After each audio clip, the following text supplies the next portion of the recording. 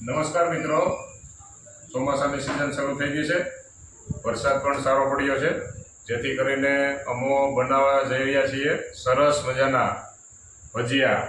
જો આપ જોઈ રહ્યા છો, અને આ લોટ જે છે ચણાનો, એ પણ અમારી બ્રાન્ડનો વૈદ્યકમ ઓર્ગેનિક ઇન્ડિયા 100% પ્રાકૃતિક ખેતીથી તૈયાર કરેલો ચણાની દાળ, અને આ એમનો લોટ છે.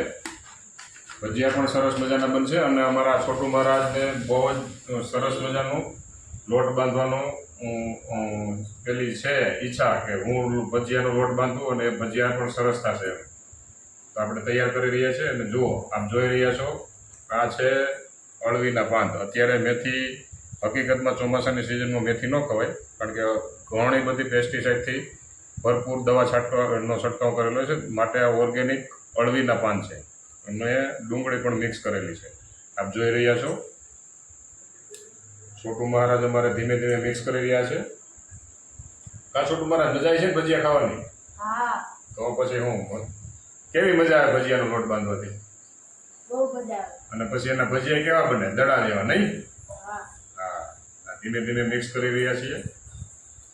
સરસ મજાના એકદમ અળવીના પાનથી ભરપૂર.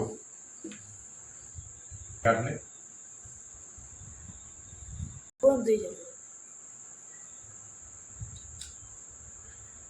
બોલો કિલો શું કિલો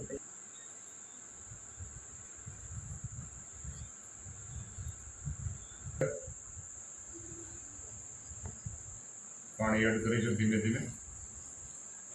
નીચેથી લેતા જાય મસ્ત આપી.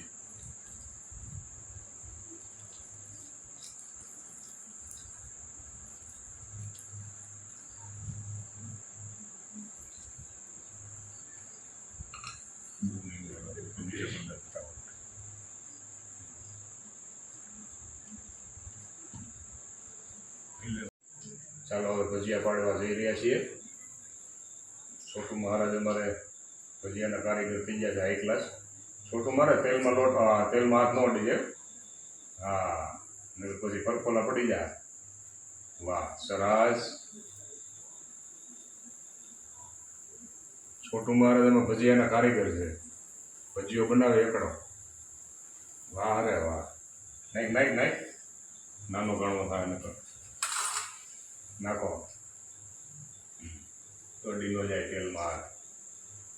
વાહ રે વાહ, ક્યાં બાત હે. વાહ રે વાહ, બસ ગયો. સરસ સુશીલભાઈ.